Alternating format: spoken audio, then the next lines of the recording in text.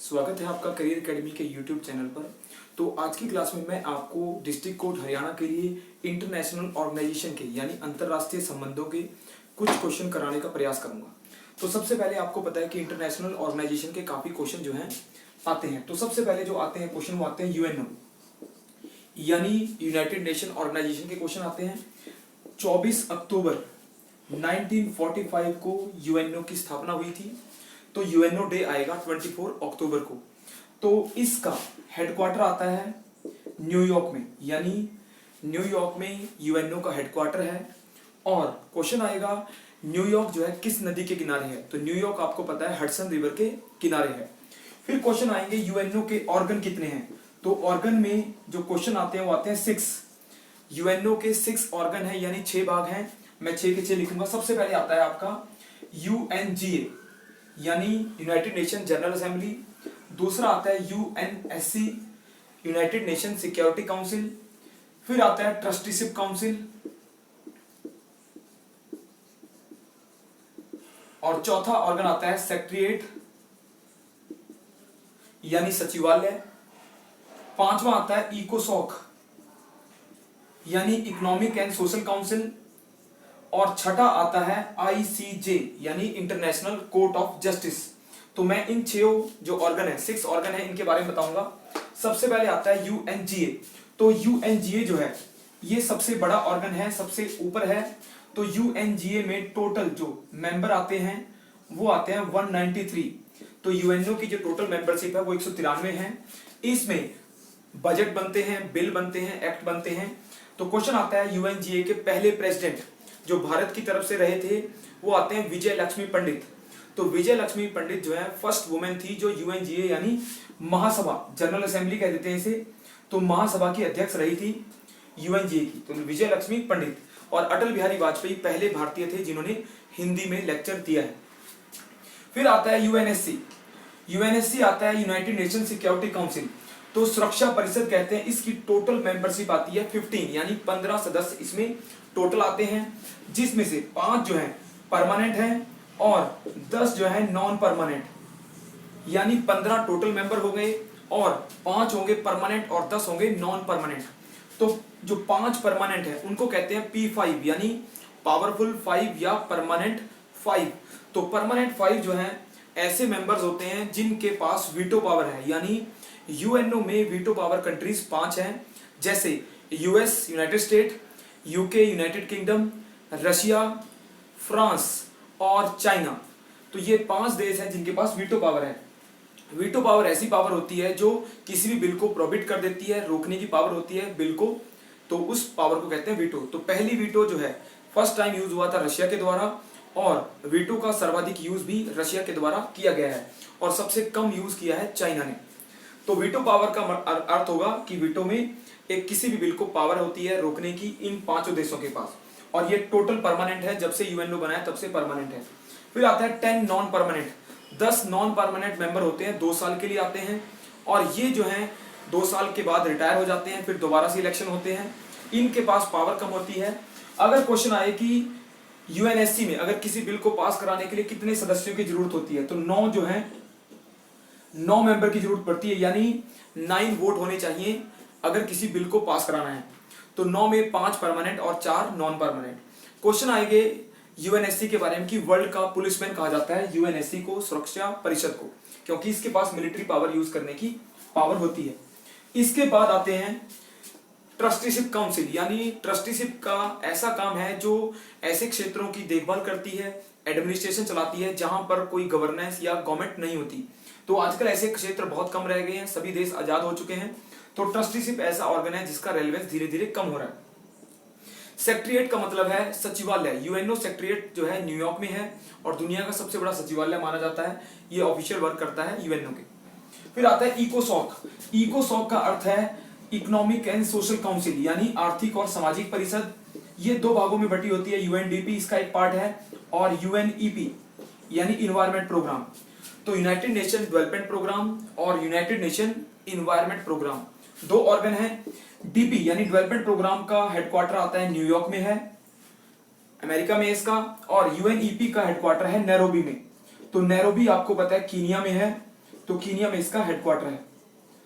Environment के programme चलाती है ईपी और डेवलपमेंट के प्रोग्राम चलाती है डीपी। आपको पता है दुनिया में दो सबसे बड़े प्रोग्राम है एमडीजी और एसडीजी।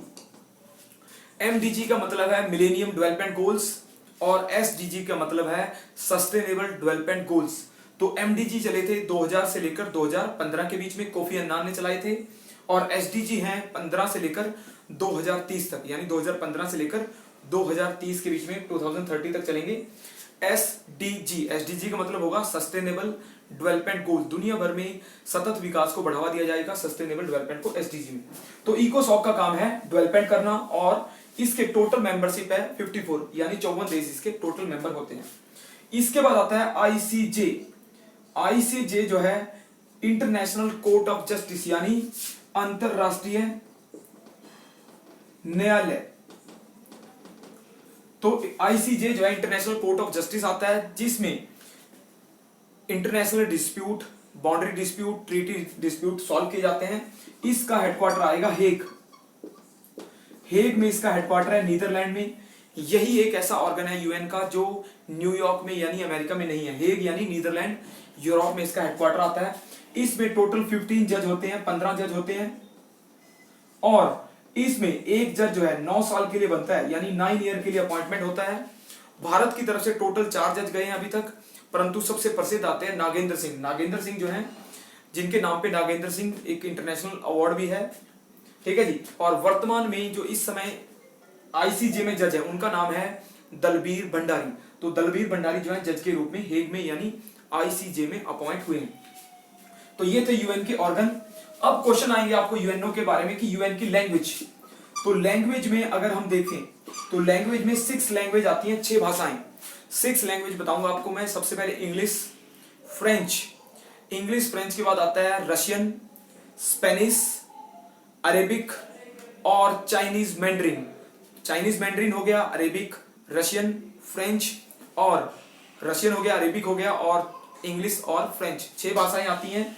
मेन भाषा इंग्लिश और फ्रेंच है, बाकी चाइनीज मैंड्रिन भी है, अरेबिक है और रशियन है। तो लैंग्वेज है 6, ये यूएनओ का मेन जो है। इसके अलावा यूएनओ के बाद आपको आएंगे वर्ल्ड बैंक के। वर्ल्ड बैंक के क्वेश्चन आते हैं। वर्ल्ड बैंक का हेडक्वार्टर है वॉशिंगटन डीसी में, यानी डिस्ट्रिक्ट ऑफ कोलंबिया कहते हैं वॉशिंगटन डीसी। ये वर्ल्ड बैंक जो है मेन बैंक है, जिसका एक्चुअल नाम आता है IBRD, यानी international bank for reconstruction. R का मतलब रिकंस्ट्रक्शन आएगा, ना कि रूरल। तो रिकंस्ट्रक्शन एंड डेवलपमेंट, यानी एक ऐसा बैंक जो अंतरराष्ट्रीय पुनर्निर्माण यानी रिकंस्ट्रक्शन के लिए बना है। और दूसरा आता है IMF। IMF का भी हेडक्वार्टर वॉशिंगटन डीसी में आता है। ये दोनों बैंक जो है वर्ल्ड बैंक और IMF वॉशिंगटन डीसी में है।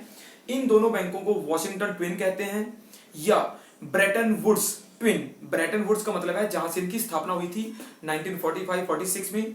तो ब्रेटन वुड्स के नाम से वर्ल्ड बैंक और ब्रेटन वुड्स के नाम से IMF, दोनों का हेडक्वार्टर आता है।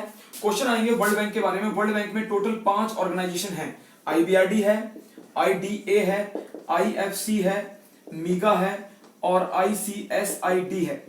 ये पांचों बैंक जो हैं वर्ल्ड बैंक ग्रुप में आते हैं। तो IDA international development association, ICSID international centre for settlement of investment dispute, ICSID।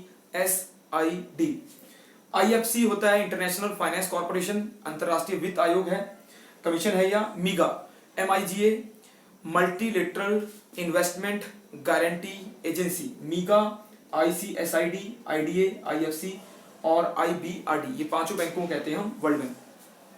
दुनिया में डेवलपमेंट लोन देने हो तो वर्ल्ड बैंक का नाम आता है। फिर आता है इंटरनेशनल मॉनेटरी फंड।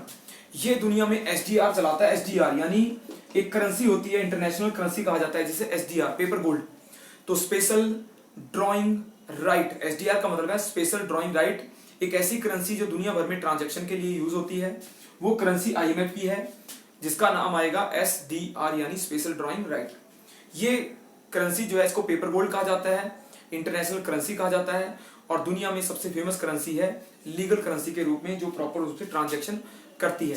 फिर क्वेश्चन आएंगे, IMF पब्लिश करता है आउटलुक रिपोर्ट, यानी वर्ल्ड आउटलुक रिपोर्ट होती है जो दुनिया भर की इकोनॉमी को चेक करने के लिए बनती है, आउटलुक रिपोर्ट। जबकि वर्ल्ड डेवलपमेंट रिपोर्ट WDR बनती है वर्ल्ड बैंक के द्वारा, वर्ल्ड डेवलपमेंट रिपोर्ट। इसके अलावा जो परचेजिंग पावर पैरिटी का इंडेक्स बनता है वो भी वर्ल्ड बैंक की रिकमेंडेशन से बनता है, परचेजिंग पावर पैरिटी का इंडेक्स। इसके अलावा डूइंग बिजनेस रिपोर्ट भी वर्ल्ड बैंक के द्वारा ही पब्लिश होती है। तो दो बैंक हैं जो बड़े बैंक हैं, इंटरनेशनली इस्टेब्लिश हुए हैं। इसके बाद चलते हैं हम ओपेक का क्वेश्चन आता है। ओपेक यानी ओपेक का अर्थ है organisation for petroleum exporting countries, OPEC आता है। इसका हेडक्वार्टर आएगा वियना में।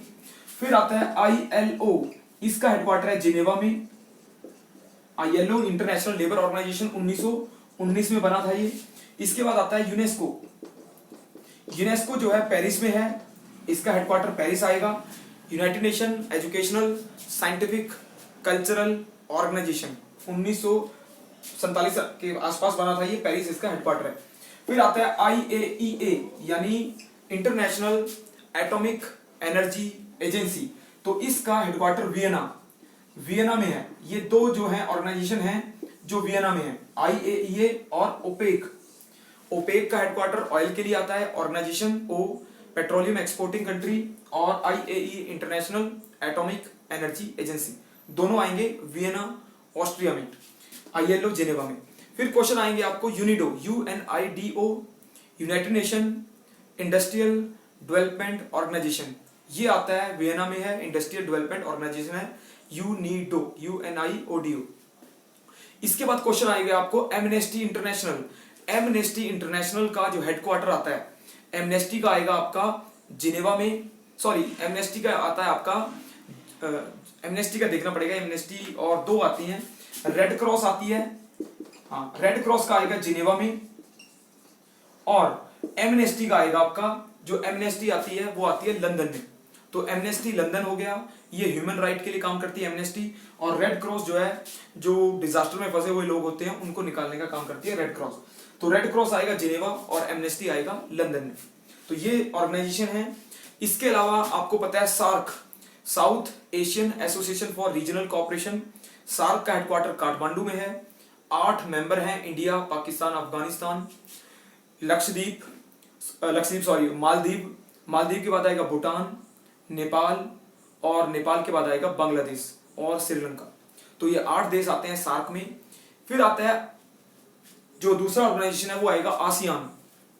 आसियान यानी association of south east Asian nation, ASEAN। ASEAN जो है 1967 में बना था, 67 में बना है 1967 में, और इसका हेडक्वार्टर आएगा जकार्ता, इंडोनेशिया में। तो आसियान का टोटल मेंबरशिप आती है 10 मेंबर हैं। इंडोनेशिया, जकार्ता सबसे बड़ा मेंबर है इसका, इंडोनेशिया, सिंगापुर इसका छोटा मेंबर है, छोटा कंट्री है। तो आसियान का हेडक्वार्टर आएगा जकार्ता में। लुक ईस्ट पॉलिसी हमारी चलती है आसियान की तरफ, और सार्क में भारत सबसे बड़ा मेंबर कंट्रीज है। क्वेश्चन आएगा आपको आसियान के बारे में, गेटवे ऑफ आसियान यानी गेटवे ऑफ आसियान माना जाता है म्यांमार को कहा जाता है गेटवे ऑफ आसियान। तो मैंने आपको इंटरनेशनल ऑर्गेनाइजेशन के कुछ क्वेश्चन कराने का प्रयास किया। मुझे उम्मीद है कि ये लेक्चर आपको पसंद आया होगा। तो लाइक करें, सब्सक्राइब करें, धन्यवाद।